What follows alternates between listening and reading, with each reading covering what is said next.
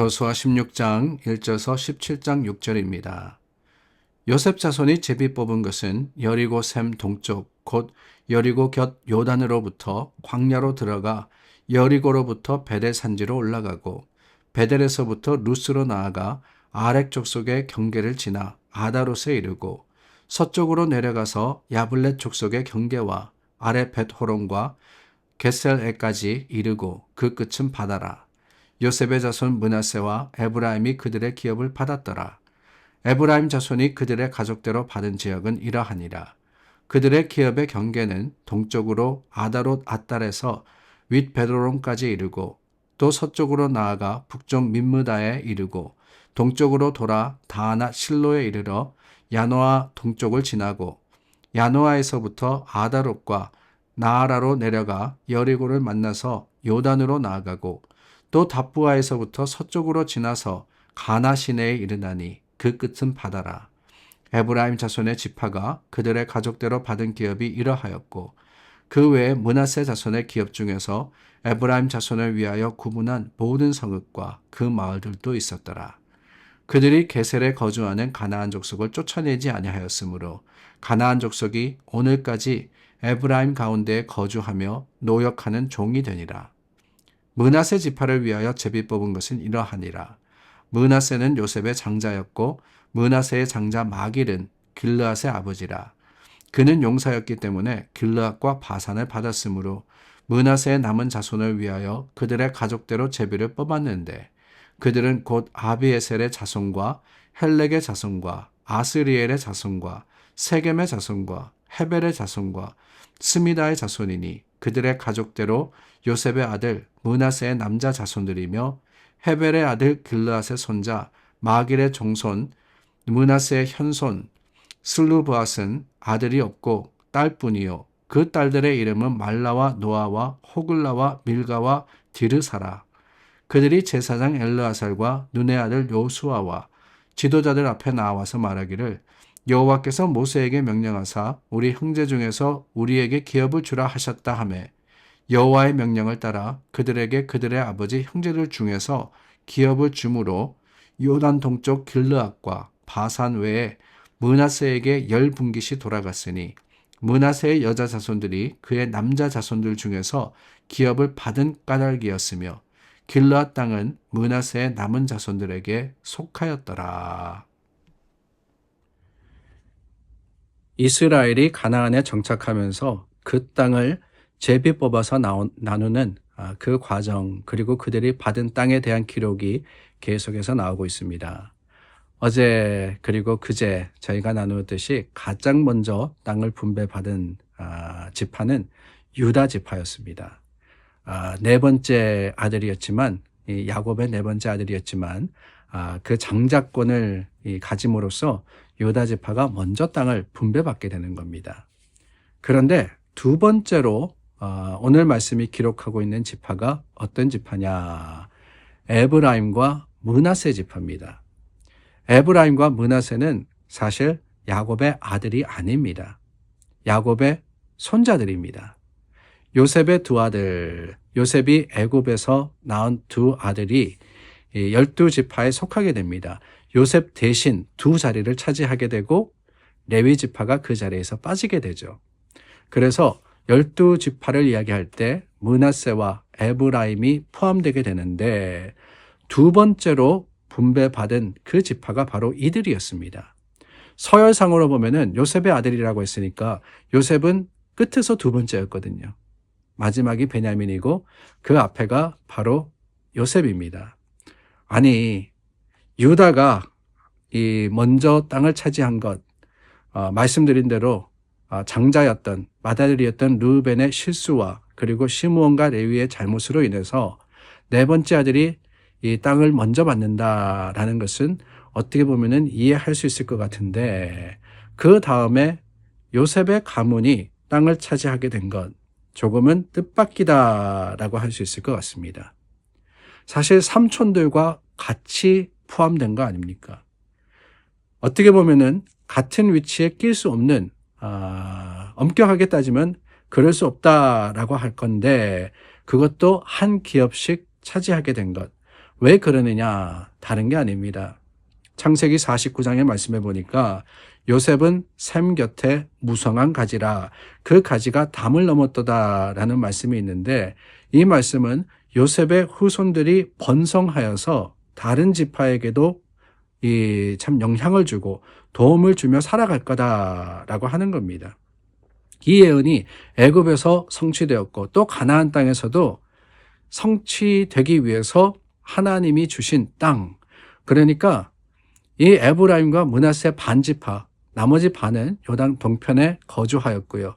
이 므낫세 반지파가 받은 땅을 보면은 이스라엘의 그 가나안 땅의 가장 중심에 자리하게 됩니다. 그럼으로써 요셉의 후손들을 통해서 하나님께서 이스라엘의 중심을 잡아주신다라고 하는 거예요. 이 일을 보면서 우리가 깨달을 수 있습니다. 다름이 아니라 성경의 말씀은 그저 지파가 땅을 분배받는 일을 기록한 것 같지만 그것만이 아니에요. 여기에는 중요한 메시지가 있습니다. 먼저는 자녀들이 받는 복이 얼마나 놀라운 것이다 라는 것을 우리에게 선포하고 있어요. 창세기 48장에 보면은 이런 말씀이 나옵니다. 이와 같이 야곱이 그들에게 이야기하고 그들에게 축복하였으되 그들의 분량대로 축복하였더라 라고 했죠. 12아들 에브라임과 므낫세까지 포함해서 그 자녀를 복되게 할 때 그 기도가 말씀드린 대로 요셉이 담장을 넘는 참으로 풍성한 가지, 무성한 가지가 된 것처럼 자녀를 위해서 드리는 기도가 이만큼 중요하구나라는 것을 다시 한번 깨닫게 됩니다. 어제도 말씀드렸지만 그렇습니다. 우리가 복받고 우리가 구원받은 것이 다가 아니거든요. 우리는 기업을 남겨야 하는 책임이 있습니다.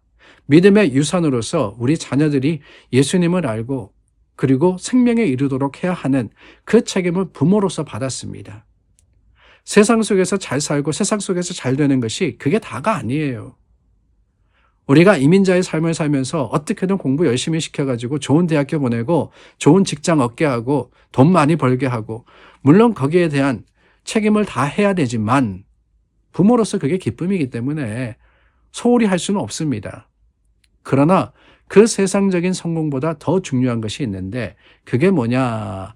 믿음으로서 성공하는 우리 자녀가 되도록 항상 부모의 책임을 다할 뿐더러 믿음의 본을 보이고 그들을 위해서 기도해야 하는, 이게 바로 우리에게 주신 하나님의 사역이자 사명인 것입니다. 늘 말씀드리지만 그래요. 우리가 복음을 전해야 되고 우리가 전도해야 되고 선교해야 되는데 그 첫 번째 선교지가 어디냐? 그게 바로 가정이지 않습니까? 멀리 나가서 복음 전하는 것도 중요하지만 예루살렘에서 복음이 전해지지 않았다면 온 유대와 사마리아와 땅끝까지 가지 못했을 겁니다. 예루살렘에 먼저 복음이 전해지고 먼저 주님의 구원이 다다랐을 때 온 세상이 복음화되었듯이 오늘 우리도 우리 가정에서부터 내 자녀가 먼저 주님을 알도록 최선을 다해서 가르치고 또한 최선을 다해서 내가 믿음으로 살아가야 하는 것, 그게 우리의 사명이 아니겠습니까? 그래요. 자녀들에게 예수님 알아라, 예수님 배워라 그런다고 되는 것은 아닙니다. 그렇게 더욱 중요한 것은 우리가 믿음으로 행하는 것이 아닌가라는 생각을 해봅니다. 요셉의 자손들이 우연히 그렇게 된 게 아니잖아요. 요셉이 복을 받았지만은 그 복을 받았다 거기서 그쳤다면은 아마 이들이 이 므낫세와 에브라임 가문이 이렇게 중요한 역할을 감당하지는 못했을 겁니다. 요셉은 평생 하나님의 뜻대로 살았던 사람이었습니다. 애굽에 팔려갔지만 그 팔려간 곳에서도 믿음을 지켰고 하나님의 사람으로 부끄럽지 않았을 때 어디 그뿐입니까? 총리가 되었어도 여전히 하나님의 뜻과 그 계획을 쫓았고 가족을 위해서 하나님 앞에 간구하고 용서했던 그 요셉의 모습을 에브라임과 므낫세가 보았을 때 하나님을 믿고 하나님을 안다는 것이 무엇인지를 배우지 않았겠어요. 그렇습니다. 아무리 말씀으로 아무리 우리가 지식으로 가르친다라고 해도 한계가 있습니다. 더 중요한 것은 내가 살아가는 거예요. 내가 살아가는 거. 내가 하나님의 사람으로 살 때 그 모습이 우리 자녀에게는 선한 교훈이 되고 또한 아름다운 본이 되어서 그들도 하나님을 알고 하나님을 따르게 되리라 믿습니다. 내가 받은 복, 내가 누리는데 그치는 것이 아니라 나눌 수 있는 믿음의 사람들이 되기를 바랍니다. 그들이 지킬 수 있도록 기도하시기를 바랍니다. 사실 안타까운 것은 므낫세와 에브라임이 나중에 보면은 그 믿음을 잃어버리고 타락해 가는 것을 보게 되거든요. 왜 그랬을까? 부모의 기도가 있는 곳에 물론 그들의 신앙이 있을 수 있지만 그것이 계속 유지되도록 우리는 또한 고삐를 늦춰서는 안 되고 더욱더 믿음과 소망으로서 하나님께 구하고 주님 앞에 믿음으로 살아가야 하리라 믿습니다. 오늘 말씀이 저와 여러분들에게는 경고가 되고 또한 믿음의 다짐이 되기를 예수님의 이름으로 간절히 소망해 봅니다. 기도하겠습니다. 참 좋으신 하나님, 우리에게 주신 믿음의 그 놀라운 은혜가 우리 후손에게 또한 전해지기를 원합니다. 아름다운 신앙의 기업이 되어서 하나님 앞에 드려지는 우리 가족이 되기를 바라고 그 책임을 다하는 하나님의 백성 삼아 주시기를 원하올 때 우리 주 예수님의 이름으로 기도드립니다. 아멘. 우리 함께 기도하며 주님 앞에 나아가는 저와 여러분들이 될 수 있기를 바랍니다. 함께 기도하겠습니다.